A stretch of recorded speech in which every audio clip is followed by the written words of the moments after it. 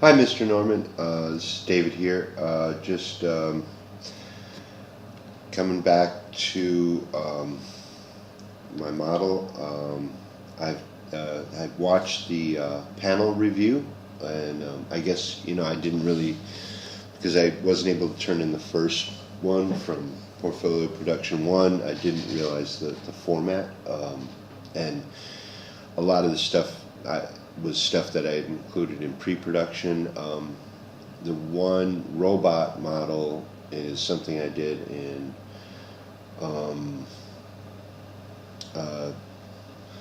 project management about almost 2 years ago. I spent a lot of time on that, and it turned out really good. That was all textured and done in Maya. And I literally put like 70 hours or 80 hours into that model, probably even more. So I don't know if I should include it, because I heard he said something about hard surface. The other model, there's a character in there, and that was done by that I did that from a tutorial. So the image is in the upper left, and then the other three are my models done in Maya again. But there was never textured, so that's what those were. I'll definitely remove the compositing thing. I just wanted to have something in the thing. And also about the time, something happened when I rendered out the video in Premiere, and it accidentally, I don't know, I must have had the area selected, or in the timeline sort of thing, and I think it added those extra 2 minutes. I don't think there was anything in there except for the first 30 seconds or 60 seconds. So I mean, I totally agree with what everyone was saying, and I just a few things that have been going on, just so you understand. I mean, I know I mentioned before I'm overseas, but that's not it. I mean, I've been doing this degree being overseas and traveling back and forth from the States and here. So I've been able to handle it with the time difference and all that stuff. But this year, actually in October in particular, I took on an extra project. It's actually teaching kids coding, and I do that with Unity. So I didn't expect it to be as full on as they wanted it, and I've talked to them about that. And my main work here is actually as a DJ. So I'm actually a music production person. I've worked in recording studios and stuff in London, and I've always actually looked at Full Sail for the last 15 years, but or about since I heard about it, I think maybe 13 years or something. But I decided to go for animation because I wanted to do something new. So my main work here is as a DJ, but then I've taken on this new job of teaching kids about coding, and actually I'm teaching them Sculptress and things like that. As you know, may or may not know, but STEM and STEAM things are becoming really big, and it's hard to find people who can do coding or understand the technology side of it, especially teachers. So that that has impacted my time. And then on top of that, I had a problem about 3 years ago, just before I started actually school, and that was I have a varicose vein, and I had gotten surgery for it just before I started. Well, it's come back in about November, and so basically since the end of December, I've had an ulcer in my leg, and I mean, I'm not trying to make excuses. I'm just kind of showing you where I'm at. So it's meant lots of trips to the doctor, things like that. It's just, I've got basically a small hole in my leg, and it's not painful or anything like that, but it's like so much time I have to, I can't stand too long, and also I can't sit too long. But I'm working on that anyways. So there's a lot of things that have been happening, and actually, I've bought a lot of tutorials from Ryan Kingsline, and I don't even have time to look at them. It's really sad, because I was in a class with Josh Herman, and I had no time to actually even participate in the class. I mean, I have the videos. I'm gonna take a look at them and go through it. I know I'll probably have to work on my portfolio for another full year after I leave school, to get something that is good, and that includes drawing, my drawing skills, anatomy and things like that. So I'm really dedicated and focused on this. It's been a big slam for me this year, and that's kind of why it's not like I'm kind of blowing things off or anything like that. And then before, when I was mentioning about things like, okay, I don't know how to do this because 2016 was a big change, and I've gone through and watched tutorials about what 2016 in Maya is, and more on Mila materials. So I got kind of the basics of it, but when things don't work and then you've got like a short amount of time, it kind of throws a wrench in the whole thing.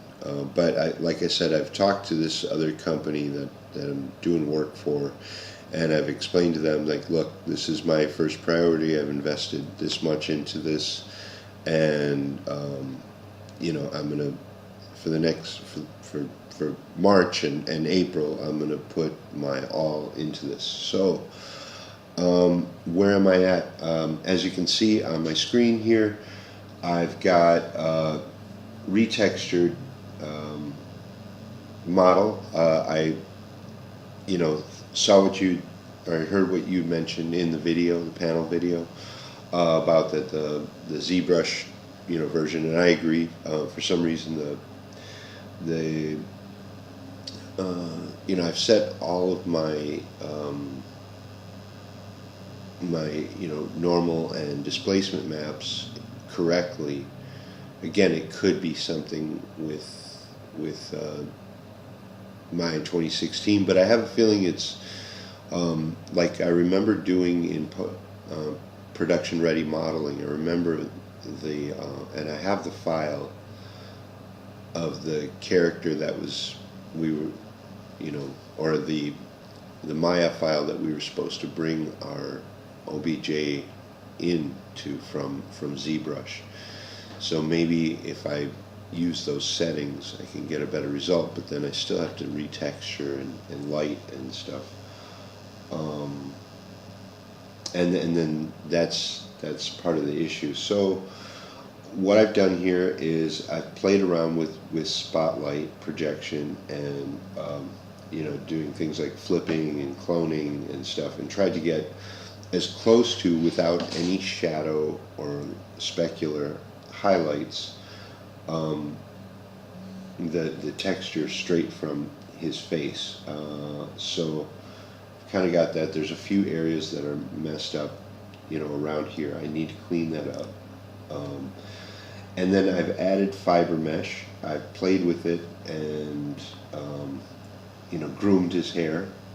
It looks a little thin back here, but I can always add it. Luckily, I saved my initial hair. You know, I was thinking I would do it as a card system. I saved that, and so I used that to make these, and then I played a lot with the settings, and then I was able to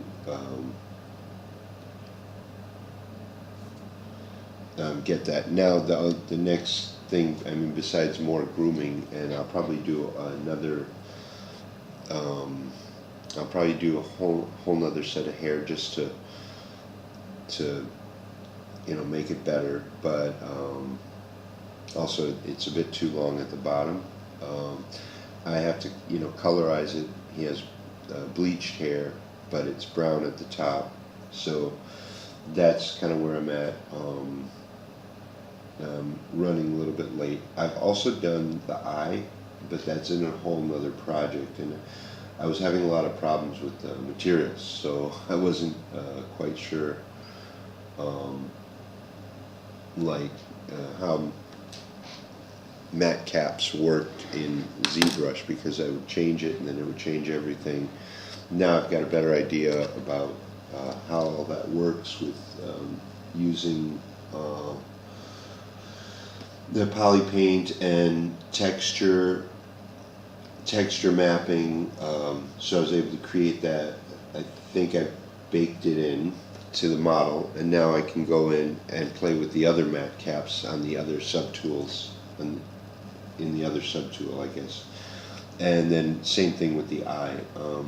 I've painted out an eye, and if I go to open,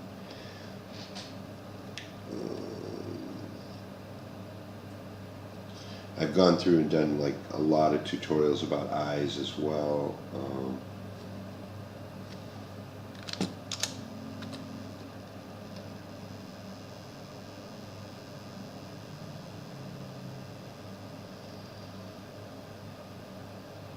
And I played around with my UI as well while I was at it. Another point I wanted to make was I remember the guys talking about the anatomy, and in particular the ear. Now this picture was about as close I could find as a profile for him, and that's where I got the ear. I felt the same way about the distance between the ear and the eye, but I mean, looking at it again, you know, he's got like a really weird head. Like his face is really big compared to his skull, and you can see it even in the portrait version. You can see that his cranium is actually pretty small compared to his face and his jaw, and I don't know if that's because of age or his skull or something. Not quite sure, but yeah, I think the best thing to showcase this for me will be to get all these pieces looking really nice in ZBrush, and then I actually have keyshot, so I can do a nice turntable animation in keyshot and export that and put it into my portfolio piece. Another thing I wanted to show you was I've got I made this, and then this is my sample from the hair. So I found a good shot of him where I got a nice good sampling of the changes of color in his hair, and so this kind of dirty blonde up to like a darker brown. This is from shadow, but it does go to a darker brown. So that's where I'm working with the hair. The eye was just a combination of two different eyes. I took his color and overlaid it over an eye that I got from 3DSK. And so I used like a circular sampling, and then cloned it over around, and then I just took a picture from the sclera, and kind of copied that. It's a bit messy here, but the idea is this is supposed to make its way around the edge of the eye, and then this is going to be slapped, well, I've already done it here, onto the back of the eye. Again, I'm just working on this textures. So there's that, and then I did this.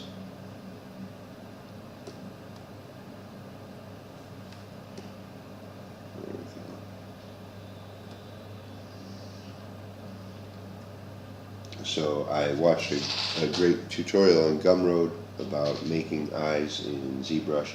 Actually, he takes it over into Mari, which I have, but then Mari, it's like better if you're going from Mari into Maya or something. But like I said, it's not showing off the detail as good.